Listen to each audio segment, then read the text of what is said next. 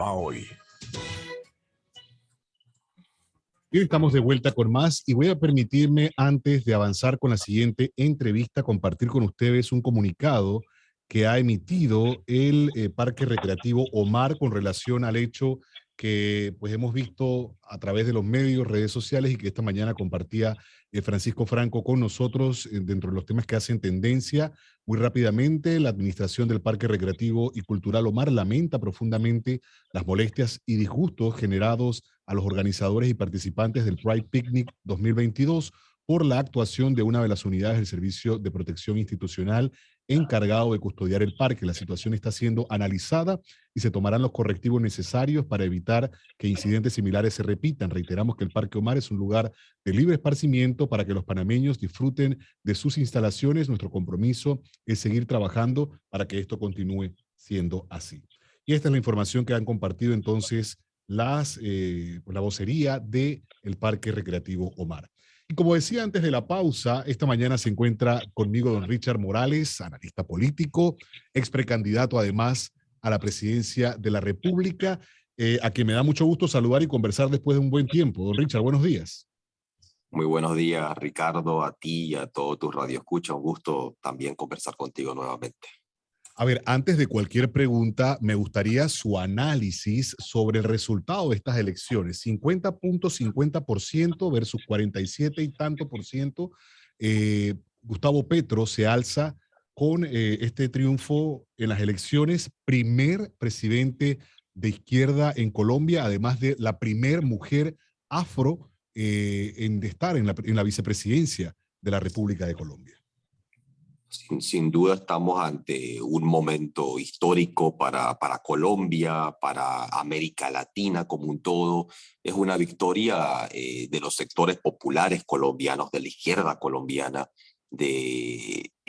considerando que estamos hablando de un país que ha sufrido de una violencia histórica, que tiene unas élites, una oligarquía de las más poderosas de la región latinoamericana, de las más atrasadas también, que ha utilizado la violencia en el pasado para evitar a toda costa que la izquierda pueda llegar al poder. Está el asesinato cotidiano que se da en Colombia de dirigentes sociales, ambientales, campesinos, sindicales. Está el propio conflicto interno colombiano. Así que no estamos simplemente ante una victoria que se da tras una serie de enfrentamientos electorales. Estamos hablando de un acumulado histórico donde se intentó evitar a toda costa que los sectores populares pudieran llegar al gobierno. Así que esta victoria de Petro es significativa por ese lado. Y el hecho de que además viene en un momento crucial para América Latina, es un momento donde otros gobernantes de orientación izquierdista han ganado en la región. Está el propio AMLO en México, Boric en Chile, está la posible victoria de Lula en Brasil, Fernández en Argentina. Es decir, que pudiéramos tener una región que está que toma un giro hacia un proyecto de desarrollo distinto al que ha existido al que ha existido históricamente en América Latina, ¿no? Así que tenemos esta victoria histórica de Petro, y cuando uno analiza el hecho de esa victoria, digamos, en contra de ese trasfondo histórico, y lo ve como algo más que simplemente otra contienda electoral más, se da cuenta de por qué Gustavo utilizaba ese eslogan de un cambio por la vida, o de convertir a Colombia en una potencia mundial por la vida, porque está buscando ponerle fin al conflicto histórico que ha habido en Colombia, a esa violencia que ha habido en Colombia, a materializar el acuerdo de paz que el gobierno de Duque saboteó, ese acuerdo de paz que se había firmado en Colombia. Pero lo que hace novedoso digamos, la propuesta de Petro no es solamente que está hablando de la paz en el sentido de cumplir formalmente con el acuerdo, como si fuera una especie de contrato legal que tú solo tienes que cumplir y listo, sino de ir a las raíces del conflicto. Y eso implica superar el modelo económico que hay en Colombia, que lo asemeja a otros gobernantes de izquierda en la región en cuanto a un discurso que se centra en el cambio necesario de los modelos que han habido en cuanto a Colombia. Eso es, además de un modelo neoliberal, también un modelo extractivista que se concentra en la explotación del petróleo.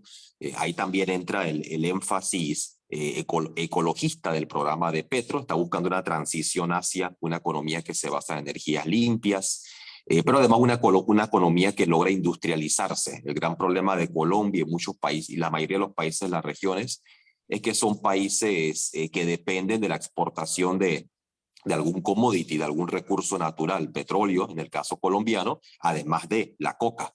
Así que ponerle fin a esas economías extractivistas que se dependen de la violencia, y ahí también entran otras propuestas que son novedosas, ¿no? La democratización de la tierra, cómo usar la tierra de forma productiva para promover la agroindustria, pero también la industrialización en general.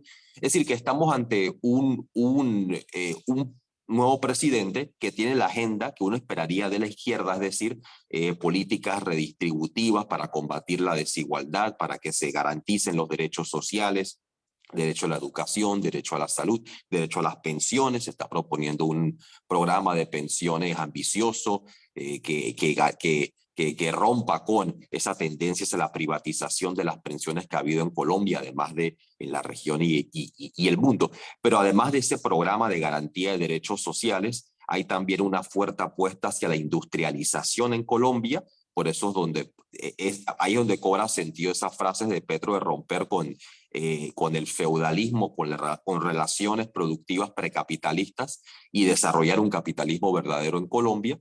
Y a la vez está también el énfasis en lo ambiental, un compromiso con combatir el cambio climático y dejar de ser una economía extractivista que promueve la muerte, no solamente humana, sino planetaria, de la naturaleza como tal, y esa transición hacia energías más limpias, y enfocar la economía en industrias que impactan de manera menos agresiva al medio ambiente. Ahora, sería interesante profundizar un poco más en ese planteamiento de capitalismo desde la izquierda, porque para alguno, quizá de nuestros oyentes, pueda distraerle o pueda no comprenderse a profundidad, sobre todo en un momento en el que se habla precisamente desde esta iniciativa política de Gustavo Petro y Francia Márquez, de hablar de conformar un nuevo eje progresista con países, por ejemplo, ha mencionado usted Chile recientemente, Argentina, México, no se puede quedar por fuera Perú, aunque podríamos analizar también la realidad de Perú posteriormente, pero hay quienes apuntan a que, ¿cuál es el resultado de estos esquemas políticos estos gobiernos de izquierda en la actualidad en América Latina? Sí, sobre el tema de desarrollar el capitalismo, que efectivamente puede descolocar un poco a muchos de los oyentes, tiene que ver con la premisa de que Colombia está hundida en relaciones económicas atrasadas. Hay el dominio del latifundio, esta concentración de la tierra para usos improductivos, y eso impide que Colombia se desarrolle una economía moderna, una economía que incorpora la tecnología para la producción de mercancías con valor agregado, ¿no? Y la idea, y Petro lo ha hecho bastante claro, es que Colombia pueda seguir una trayectoria similar a la de países como Corea del Sur, que pasa de tener unas economías basadas en los grandes latifundios de arroz, otros bienes parecidos, a una economía que produce a través de la industria mercancías avanzadas, ¿no? Es decir, que se vuelve un país industrial, y eso implica una reforma agraria o una democratización del uso de la tierra y toda una serie de incentivos que permitan que efectivamente Colombia pase de esa economía atrasada a más avanzada, ¿no? Eso es lo que se refiere él y bueno, ya con esto de desarrollar el capitalismo, además de incorporar todos las innovaciones recientes en cuanto a las formas de trabajo más colaborativas que predominan en sectores tecnológicamente avanzados. Sobre el eje, digamos, o sobre ese gran bloque latinoamericano, tiene mucho que ver incluso con lo que sucedió recientemente en la cumbre de las Américas, donde se rehusó, se excluyó a una serie de países latinoamericanos de participar, y la idea aquí vendría a ser fortalecer la CELAC, es decir, que impedir a toda costa que se den esa discrecionalidad en cuanto a qué países latinoamericanos pueden estar presentes en los encuentros regionales, pero más allá de eso, de fortalecer esta organización que está dedicada a la integración latinoamericana y caribeña.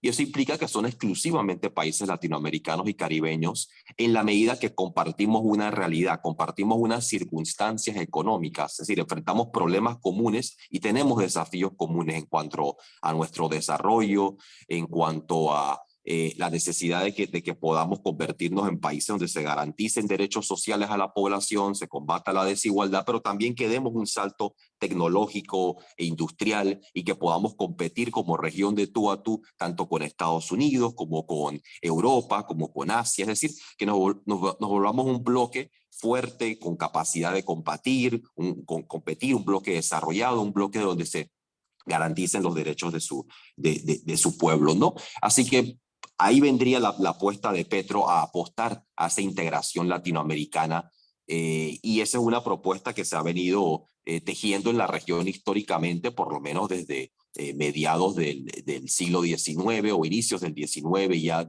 tras las independencias con los esfuerzos de Simón Bolívar, pero que tomó fuerza recientemente en las últimas décadas con la creación de organismos como la CELAC.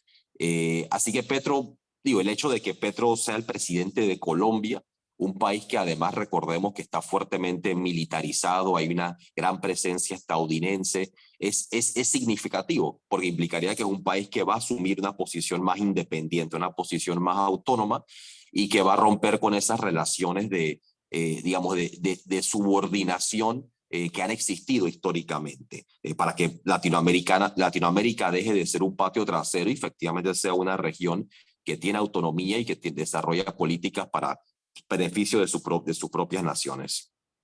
Ahora, como regímenes antidemocráticos fueron considerados los países que no se les invitó precisamente a la cumbre que usted ha hecho referencia hace un momento, desarrollada en Los Ángeles, y en función de ello, me gustaría su punto de vista sobre quienes tienen la valoración o la apreciación de que de que los gobiernos de izquierda empiezan obviamente hablando del bien común, de los recursos para el pueblo, se tiende, guardadas proporciones con algunos países, a expropiar y quitar a la empresa privada el funcionamiento de empresas y demás, sí, de lo que ya habrían establecido, y que una vez esto se agota, pues empieza una crisis que afecta directamente a los más humildes, porque los que tienen la posibilidad de salir se van, y que solamente beneficia a quienes son parte del sistema.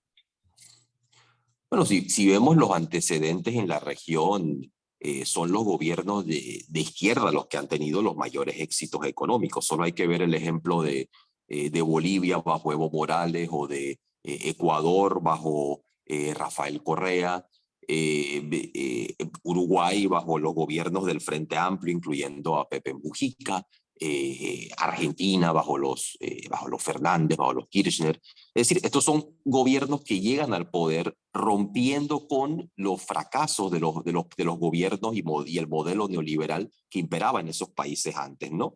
El tema es que nos enfocamos en ciertos ejemplos, tampoco sin contextualizar esos ejemplos, porque normalmente el caso es tomar a Venezuela y usar a Venezuela para tratar de hablar de todos los gobiernos O a progresistas Cuba, de la por ejemplo, región. también. Cuba, sin tomar en cuenta un factor clave. Mm. Cuba ha estado bajo un bloqueo económico por más de 60 años. Un país bajo un bloqueo económico prácticamente tiene cerradas sus puertas al intercambio con los demás países del mundo.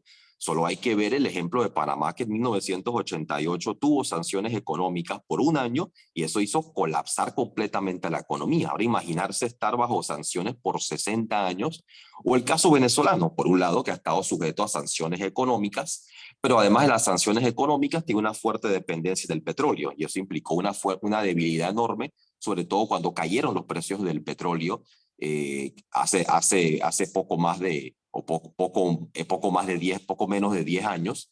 Pero bueno, eso ya parece muy distante considerándolo cómo están los precios del petróleo ahora. Actualmente, sí. Sí. Pero eso nos demostraba la debilidad de los modelos regionales donde se enfocan en la exportación de algún recurso natural y si el precio de ese recurso natural cae, eso termina afectando la economía. Y eso va más allá de si el gobierno era de izquierda o de derecha, ese era un tema que tenía que ver con cómo está organizada estructuralmente esa economía. Pero efectivamente se ha difundido un discurso de desprestigio a los gobiernos de izquierda, que es ante todo un discurso ideológico, no se basa en los hechos, no se basa en la realidad. El propio, cuando se habla, por ejemplo, de la expropiación, los distintos gobiernos progresistas lo que han hecho, tomemos el caso de Bolivia, por ejemplo. Bolivia lo que buscó fue negociar a favor de la nación el control y la propiedad y el control sobre sus recursos estratégicos. En el caso de Bolivia, eso es el gas. ¿Y qué hizo Bolivia? Le compró una participación a las empresas transnacionales que controlaban el gas. Es decir, le compró una transacción perfectamente legal. Es decir, no hubo una expropiación forzosa, violenta, ni nada por el estilo. Cuando Gustavo Petro fue alcalde de Bogotá, de igual forma, no hubo ningún tipo de expropiación. Lo que se dio nuevamente son estos intentos de controlar los recursos estratégicos del país mediante, a través de medios completamente legales. Es el caso análogo a que Panamá hubiera permitido que el canal siguiera en manos extranjeras o en manos privadas en todo caso y no fuera un activo bajo el control del Estado panameño, ¿no? Pero bueno, eso se tiende a generalizar y a hablar como si vendría una ola expropiadora, que es parte de las campañas de fomentar miedo, porque es parte del intento de las élites de evitar a toda costa que lleguen al poder gobiernos que representen al pueblo, que representen los intereses populares. Ahora, para quienes de alguna manera van viendo el comportamiento, y usted hablaba hace un momento acerca de los bloqueos que se han dado, por ejemplo, en Cuba, históricamente, y la situación de Venezuela, se habla de que son acciones en contra de estos sistemas que se quieren perpetuar en el poder. Bueno, es ante todo geopolítico. ¿Por qué? Porque sabemos que estas sanciones son hipócritas, es decir, las aplica selectivamente Estados Unidos o el bloque europeo, pero no la aplican porque tengan alguna diferencia con las formas de gobierno, de organización económica, con esos países en particular, sino que la aplican porque tienen temor de que haya un efecto contagio. El efecto contagio es que otros países estén dispuestos a organizar sus sociedades de manera autónoma, de manera independiente. Es decir, que ellos mismos decidan cómo quieren vivir, cómo quieren organizarse. Y a la vez porque son países que no están dispuestos a alinearse, que no están dispuestos a asumir posturas serviles.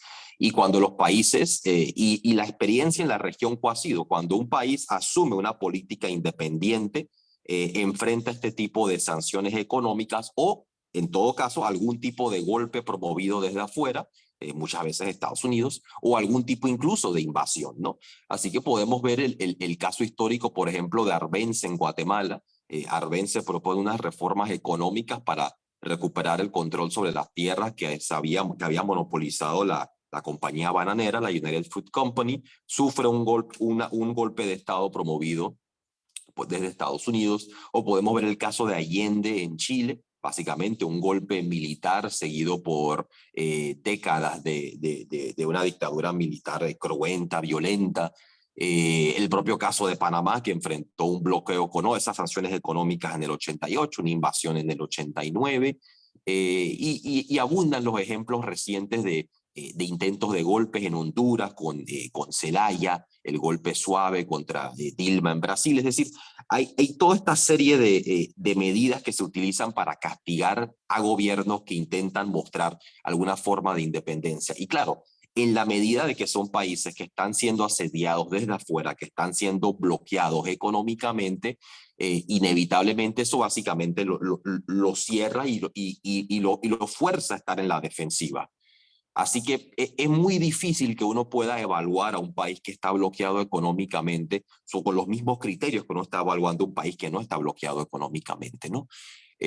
Así que estas sanciones normalmente no están dirigidas a a castigar a un gobierno porque no es suficientemente democrático, porque está violando los derechos humanos, porque nuevamente eso es una hipocresía, no solamente por las relaciones que mantuvo, usemos simplemente un ejemplo, las relaciones estadounidenses con Arabia Saudita, que evidentemente no es ninguna democracia y vulnera de manera permanente los derechos humanos, ¿no? Es decir, hay un doble estándar, ¿no? O las relaciones que mantuvo con todos los regímenes militares en los 70 y 80 en la región, Pinochet, Videla. Es decir, el criterio no es democracia y derechos humanos, son intereses geopolíticos y en qué medida las sanciones se utilizan para tratar de amedrentar a quienes ven como potenciales adversarios. Y solamente se les ve como adversarios porque quieren poder desarrollarse de manera independiente, de manera autónoma, es decir, de manera soberana. Ejercer la soberanía se vuelve un pecado. Interesantes los planteamientos de don Richard Morales y será oportuno pues seguir analizando, avanzando las acciones que se tomen desde el nuevo gobierno de Colombia una vez pues tome posesión y hayan decisiones importantes que vayan precisamente a cambiar esa condición de vida de todos los colombianos. Don Richard, muchísimas gracias por la oportunidad de esta conversación y como siempre un gusto. A ti, Ricardo, muchas gracias por la invitación. Bien, y vamos a avanzar siendo las 8:09 de la mañana.